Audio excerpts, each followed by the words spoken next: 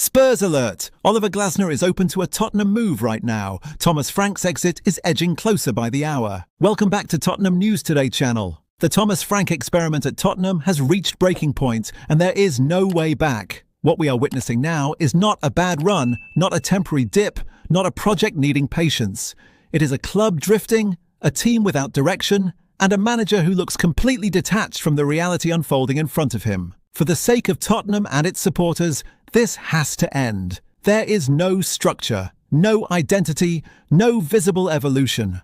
Week after week, Spurs serve up football that is slow, lifeless, and utterly devoid of urgency. The intensity that once defined this club has vanished. The desire to win duels, to press, to take risks, to impose themselves, all gone. What remains is a passive side that looks satisfied with mediocrity, even at home, even when the crowd is begging for a reaction. The latest home draw was the final straw. A result that felt like a defeat against opposition that sensed fear rather than dominance. Christian Romero's error for Sunderland's goal summed it up perfectly. A team switched off, mentally fragile, and riddled with mistakes.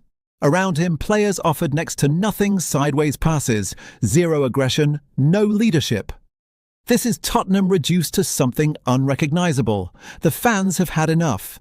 The connection between the manager and the stands is broken beyond repair. There is no belief left, no trust, no patience to cling on to. Every match feels like a chore, not a privilege. The Tottenham people fell in love with simply does not exist under Thomas Frank. As if things were not bad enough, the injury to Mohamed Kudus threatens to drag Spurs even deeper into the mud. One of the few players capable of injecting chaos and drive is now sidelined, leaving an already toothless attack even weaker. Frank has no answers, no plan B, no spark to reignite this group. And while Spurs stumble, others are watching closely. Oliver Glasner is very much in the background, and it would not be a complicated move. His contract at Crystal Palace expires in the summer, and there is no intention to extend it. An ambitious, tactically sharp coach, ready for a bigger stage, available without a drawn-out negotiation, the timing could not be more obvious. This situation cannot be allowed to drift any further. Every extra game under Thomas Frank only deepens the damage. Tottenham need clarity, courage, and decisive leadership at boardroom level. The verdict from the stands is already in. This is not about impatience. It is about survival of identity. Thomas Frank's time at Tottenham is over, and delaying the inevitable only makes the fallout worse. Tottenham's recruitment machine has been working, and fresh developments out of France have now thrust a new name firmly into the spotlight. Club sources have indicated that Spurs officials were present on Saturday to run the rule over one of League One's most coveted attacking talents, Monaco's Magnus Akliouche. It was not the ideal showcase on the night. Monaco slipped to a 3-1 defeat against Lyon, and Akliouche struggled to impose himself on a game that never quite opened up for him. However, those inside Tottenham's scouting and analytics department are not judging him on a single evening. The broader picture tells a far more compelling story. Despite Monaco's recent inconsistency, Akliouche has already registered 3 goals and 5 assists this season, operating as a creative hub with intelligence, flair, and a maturity well beyond his years. Spurs have tracked the Frenchman for some time. Attempts were made last summer to explore a potential deal, but negotiations quickly became tangled. Discussions with Monaco proved complex, while conversations with the players' representatives also failed to gain real momentum. At that stage, the door never fully opened. This time, however, the situation feels different. Monaco's form has dipped noticeably over the past couple of months, and there is a growing sense that Akliouche may be more receptive to a fresh challenge if a serious opportunity presents itself. Tottenham, for their part, have never taken their eyes off him. He is viewed internally as a high-upside attacking profile, a player capable of evolving into a genuine difference-maker in the Premier League rather than a short-term fix. Sources suggest Spurs are casting a wide net as they search for a transformative addition in the final third. Akliouche sits prominently on that list, alongside other elite continental targets. The financial commitment would be significant. Monaco Monaco are expected to demand a fee north of £50 million. A hefty outlay, but one Tottenham consider justifiable given the player's age, technical ceiling, and long-term value.